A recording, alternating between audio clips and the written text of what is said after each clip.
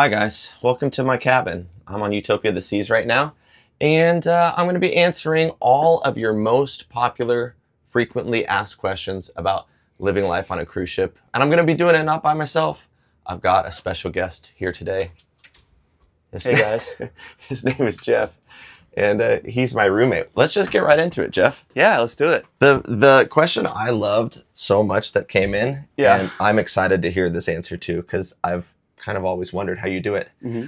How does your tall friend, Jeff is my tall friend, survive? 6'4", 6'5", something like that. Yeah, how do you Pretty survive in such a small freaking space? How do you do it in such a small living quarters? Just like anything, you just kind of get used to it. I'm constantly like slamming my elbows into the wall, into things. And so you must mind it. It's not like you don't mind it. I do. So it's a lot of like, arms in, showering. Yeah. It's like arms in. I can't flail my arms whatsoever. Think about this. It's 5'7". it has nothing to do with the height. Mm-hmm. It's all about width. It has a lot to Right? do with. Yeah. Like, even if you're really short, you're still going to knock your elbows into things. Yeah. And even if you're really short, your bed is still this wide. Mm-hmm. In fact, can we look at like the size of the bed really quick? Do you mind? Sure. We're going to just show what a human looks like in this bed real quick. Do you want me to lay down? Yeah, I think Under the covers, over the covers? What do you think?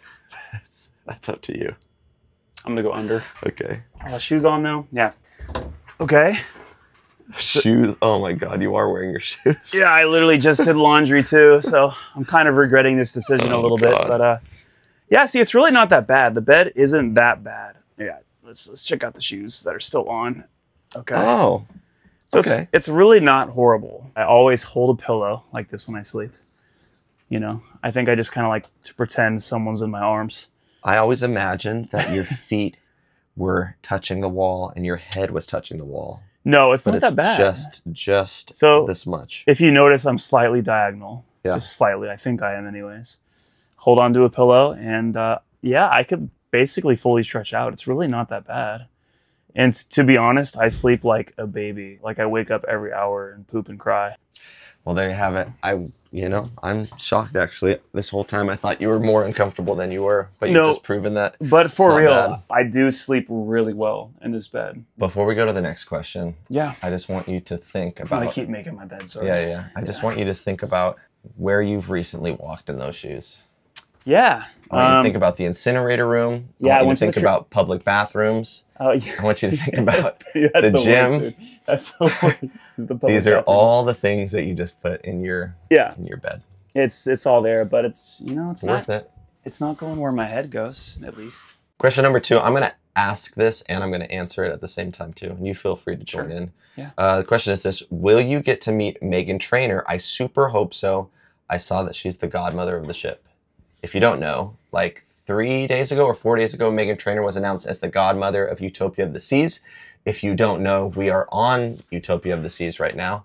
And she's coming in, I think, like 3 or 4 days to do the festivities of launching a ship. I think she essentially gives a speech. She says a blessing. She says a prayer or something over the ship. It's like old sailors' things that they've done for hundreds and thousands of years. Anyway, so the answer is, are we going to see her? Yeah, we will most definitely see her. Are we going to meet her though? I really doubt it. There's no way. We have another question about like meeting celebrities. Okay. We have technically met Shaka Khan. Did we meet Shaka Khan? We were playing on a ship called Allure of the Seas. And we were playing country music down on the promenade. For the President's Cruise. She walks right past us and gives us like a thumbs up, and then she went on her way, which I take as a meeting. We communicated to one another. I completely forgot about that. Yeah. Once again, we were playing at our venue on deck 15, and a comedian named Nick Swardson was there most nights hanging out. Yeah, you asked me one of the nights. You're like, does that guy look just like Nick Swardson? Yeah, I swore it couldn't have been him. I thought, why would Nick Swardson be on a cruise, first off? Why would he be on the ship? And why would he be in our bar listening to us play? Exactly. It didn't make any sense, but he was. And I just didn't know who Nick Swardson is. And That's crazy to me. I still don't. You really don't? Yeah. Jojo Siwa was on the ship, on the Wonder of the Seas when we were there. You're right. But we didn't meet her. No. Like, none of these people we really, truly met. But she ate dinner while we played music. All of this to say, celebrities do come on these ships. but it's really infrequent that we would have a chance to actually like interact with them. Yeah. They are treated as celebrities. They're in suites. Put up in the suite. She certainly did not stay in one of these cabins. Yeah. There's just no way. She would fit really nicely in this bed, though, I think. That's true. Maybe that's the one person that would fit in these cabins. How tall is she? Jojo Siwa sized 5'2", human. maybe, something like that. Yeah. I don't know. How is the dating scene on a cruise ship for crew members? Okay. They also added in this question, is it a free-for-all? Is it a free-for-all? Is it a free-for-all or non-existent? And any relationships you've had while cruising? So let's go back to the original question. Okay. What's the dating scene like on cruise ships in general when you think of ships? What's the dating scene like? Yeah. Let's say you have a 4 to 5 month contract. Yeah. Everyone you know also has around a 4 to 5 month contract. Everyone around you that you know, you're only going to know for the next few months. There's a very clear start date, a very clear goodbye, I'm never seeing you guys again. Exactly. Date. Yeah. So that being said, I think maybe a free-for-all it's a good way to put it, right? Free-for-all. That sounds so weird, though. It sounds like the bar is just pure chaos and everybody's like trying to hook up with each other. That is not the case. It's not? No, it's not. You don't. I think it depends. You don't go to crew bar and be like, oh, everything. No, nothing's weird about it. It's still just a bar. I mean, you're right. It's still just a bar. But if there is one thing I would say, dating scene on a ship is a much faster experience than on land. That's a really good point. Because there's no like meeting somebody and saying, oh, maybe I'll see you next week. You most likely live just a few doors down from that person that you met at the bar that night. And so to not see them the next day is like avoiding them. It feels that way, at least. That's a really good point. What percentage of like crew romance, crew relationships do you think will work out in the long run? Oh, it's so small. Yeah, it's tiny, right? Crazy small. Like end up getting married, end up even just having a long-term relationship. Yeah, less than 1%, 1 in 100. Wow. Yeah. No, you're probably right though. Probably less. And it makes sense, right? Yeah. It's like if you're seeing someone on the ship, there's a good chance it's someone from a different country, right? So there's a pretty good chance that their contract ends before you, or vice versa. Yeah. And then one person leaves, the other person's still on the ship for 2.5 months, 3 months, maybe longer. I don't know. Maybe if we could compare it to anything, maybe like Olympic Village, like what everyone thinks of Olympic Village. That's it. That's totally it. You know, it could be that way if you want it. It could be like that. There are some Olympians on cruise ships. It's true. So that were part of Olympic Village. We should bring them on as a guest and ask them about it. How similar is this experience to Olympic Olympic Village like? Exactly. Exactly. The reason there's Olympians on the ship is because these Royal Caribbean ships in particular, we have an ice skating rink, we have a high diving show, and so just naturally you're going to have people that competed in those two things, high diving, slacklining. Well, I don't think they have slacklining in the Olympics. Ice skating in particular is where you see most of the Olympians on ships. And divers, and synchronized swimmers. Oh yeah, synchronized swimmers too. Yeah, synchronized swimmers. And yeah, there's at least one. There's multiple on this ship. Yeah. Multiple former Olympians. Clearly we have Olympians, a lot to say about this, but at the same time we don't have a lot to say because we're losers. And we just... Hey, speak for yourself. We go back to our rooms at the end of the night and...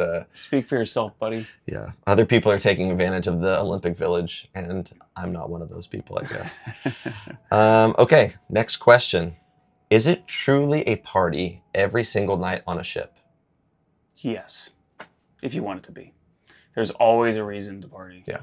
It's the end of the week or the end of the cruise. Or it's the start of the week. It's a country's Independence Day. A lot of those. A lot of Independence Days because 70 different countries on the cruise ship, and I think statistically over 80% of the world has claimed independence from the UK. Yeah. Great Britain. And guess who's at all those independence parties? All the British people. Yeah. You know, just getting hammered. Celebrating with them. It's great. Just partying together. All right, guys, we're halfway through. Thanks for sticking around. We got more of your questions right here. And dude, before we get started. Yeah, what's up? I think I have to use the restroom real quick. Sorry. It's okay. I don't mean to be a burden. It'll just be a second. And make sure my mic's off, okay? Oh, yeah. The weirdest part about these bathrooms is they don't actually fully close. There's like a slit at the bottom of the door, and you can hear everything that happens in that bathroom. Love it. Love it. Like, comment, and subscribe. Hey, Jeff. Hey, next question, Brian. Yeah, what's up? So hold on, really quick. Really quick. I just want us to think about this. I know the door is open right now, but imagine I think you're having the exact same. But imagine the door is closed. This is how close you are to someone at any given moment while they're on the toilet. That's what's so weird about this, man. This is where I brush my teeth while Jeff is right here. And the only thing just holding it back is just this little dinky door. Dinky door with the slot. With the gap this big underneath the door. You get really close to people living on ships really fast. Okay, this question is from Meanwhile Matt. Okay. What's the oldest you'd recommend becoming a ship musician? 40s, 30s? Thanks. You can do it any age. I know people that are doing music on ships that are in their 60s. I know people that are doing music on ships. They are not even 20 years old. But what would you recommend? It gets harder the older you are. Mm-hmm. I wish I started doing ships when I was younger. 21. I think I'd be more built for it. 18 even. Yeah. 18, 19? I think back to my very first contract. I wasn't necessarily young, but I was 29. I was younger. I was 27. Yeah. Mm-hmm. And I think back to those first contracts, and making friends I felt like was easier. You're younger. You're more able and willing to go out more often. And so I think I was just more sociable because I wanted to go out. And when you have an entertainment department in particular, and we're in entertainment, they tend to be younger. And so the older you get, the harder it is to make friends with younger people. So when I was 29, yeah, it made perfect sense to go hang out with somebody who was 24. It wasn't too much of an age gap. Mm-hmm. But now that I'm 36, it's not that simple to just walk up to somebody who's in their mid-20s. There's a significant age gap there. Drummer of the jazz band, 58 years old, I believe. Lovely guy. And it kind of makes me think a little bit differently about my life. You know, it's like I never imagined myself doing ships when I was 58, pushing 60, but hey, who knows? You know, it's possible, you know, definitely. That being said, I don't think ships are for everyone. No. You know, it's definitely not for everyone. Yeah. But if you can handle kind of the stresses that come along with it and the weirdness of it, then I think you might really like it. If you're thinking about doing ships, you should, give it some more thought. Okay, another question. This is a question that I was curious about before I started working on ships, so I'm glad you asked. Mm-hmm. How do you go about getting simple things done, like getting a haircut? There's a couple different ways to do it. Actually, 3 different ways. You can get it off the ship at just some random barbershop, wherever we're docked. You can go to the guest salon where all the guests go to get their haircut. Mm-hmm. Or the way that 95% of crew members, the way they do it is there's a lot of crew members that cut hair. And they're not necessarily, that's not what they do on the ship necessarily. They could work in the casino, they can work for the youth staff, but they also happen to cut hair as well. And so they're just trying to make a few extra bucks cutting hair. And so that's... Now, on this ship, we have like a specific barbershop. We do. But this is pretty unique. Like, think back when we worked for that other cruise line. We worked for Celebrity. Mm-hmm.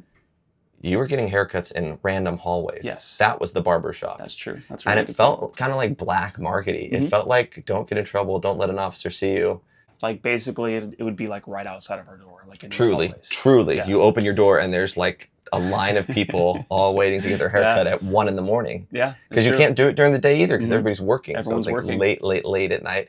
They're running an extension cable out of their room. Their door's propped open. Yeah. People are trying to sleep. It's moments like these that make me realize, like, maybe our life is pretty weird. Yeah. Like, what other time in life would I get a haircut at 2 a.m? Down below the water level on deck 0. Literally underwater. Yeah, underwater. Yeah. It's pretty crazy. But typically haircuts cost $10 a pop if you're getting it from a crew member, and they're really good most of the time. I've never been disappointed. Yep, it's fantastic. Never. Okay, guys. If you want more of these Q&As, let us know. In the future, we'll make them. It just depends on if you ask the questions. So, bye.